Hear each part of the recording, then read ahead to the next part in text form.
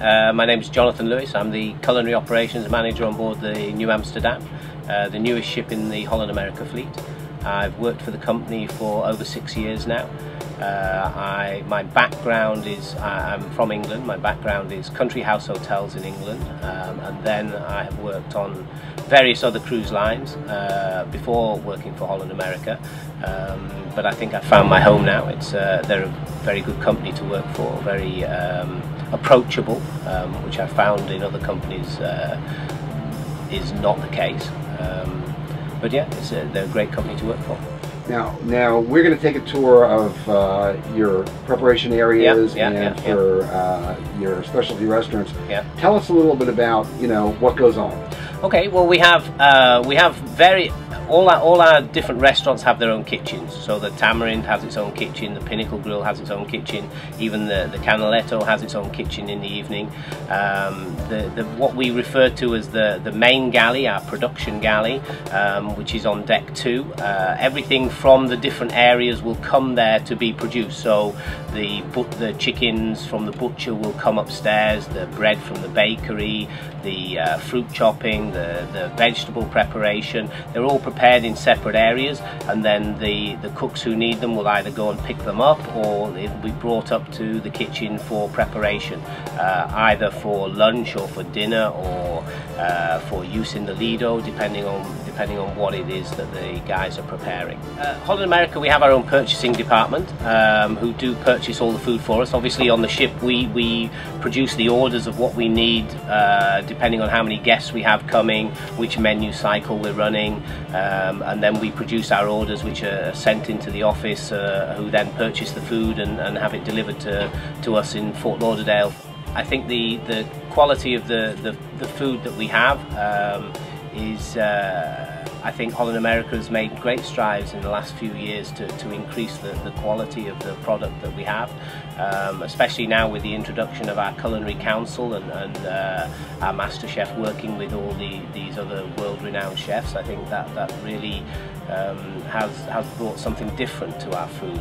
Also the people on board, if we didn't have good chefs and a good team, then it doesn't matter if you've got good ingredients. You can still make it not taste very good. Tell me about the first 48 hours and about the health issues that you guys have been facing. We put in place to minimise the guests touching the utensils. The Lido is our busiest operation as far as food service goes.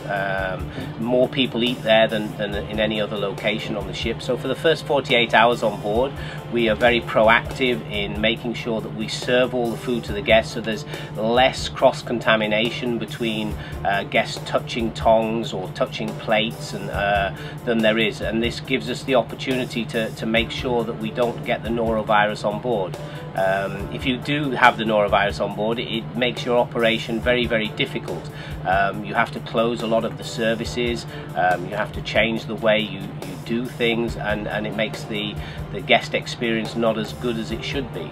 So to reduce the chances of that coming on board the ship, we've introduced this first 48 hours where people are being asked to sanitize their hands all the time. We're serving all the food to all the guests for the first 48 hours, whether that's a cup of coffee or a full meal, so they're not touching things and other people are touching things. So once that is in place, hopefully you reduce your chances of getting the norovirus on board, which makes the cruise a more pleasurable experience for everybody. Now last night we went to a tremendous party. Can you tell our viewers what that party was and why it was such a huge success? I mean, it was the best. The dessert extravaganza, yeah, we do this every cruise. It's the pastry chef's chance to show off. It takes them about 4 days to produce everything for it, and it's just an extravaganza of desserts, from cotton candy to chocolate dipped strawberries to carrot cake to no sugar added desserts. There's just a huge amount of food and the display as well, but it is actually all eaten.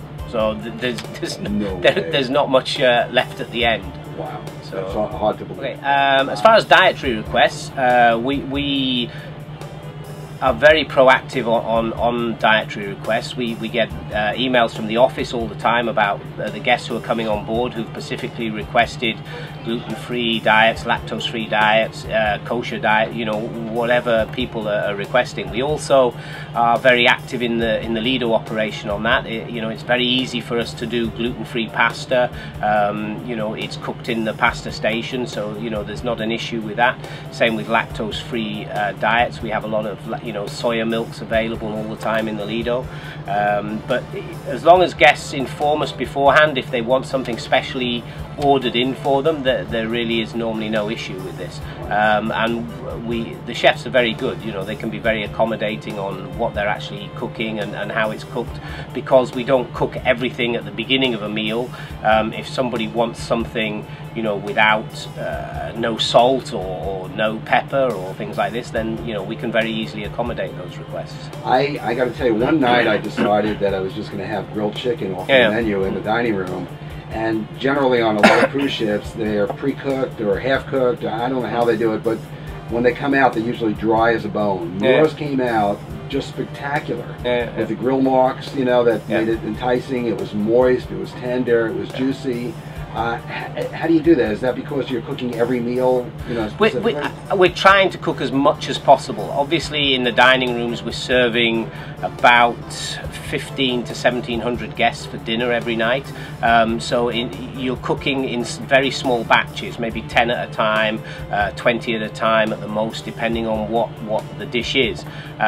So yes, you can pay special attention to certain things. You know, and I have great chefs, so you know, and we have very good equipment, so it makes the job easier. Also, as I said earlier, the products that we buy are good quality. So it does make the job a lot easier to do. With what you had last night, what we call the available daily, you do find, especially sometimes on longer cruises, people are getting, you know, too much rich food. They just want a plain steak or a piece of chicken or something like that. So they are popular dishes. You know, sometimes people are a bit wary about things that they don't know or haven't had before, so they like to stick to things that they know. So you know, a steak and a baked potato is quite a popular dish. I think the important thing in the culinary department is it is a team. Whether it's the dining room, the provisions, the chef, myself, my assistant, all the rest of all the guys and girls who are serving everybody. Without anyone, the team does fall apart. It doesn't, you know, I may be, you know, the culinary manager, but without the rest of them, it doesn't really work. So you know, it is important to build that team ethic into everybody, and always going around speaking to people, communicating, chatting to all the managers, seeing what their pressures are on them, and what, you know, maybe where they need help or they need some extra people or attention, or you know, different pressures, because you're dealing with the public. You know, even though if we're doing the same cruise every week, we have 2,000 plus people who are different every week, so you know, the questions are different each week. So that makes it challenging, making sure that everybody is happy each week.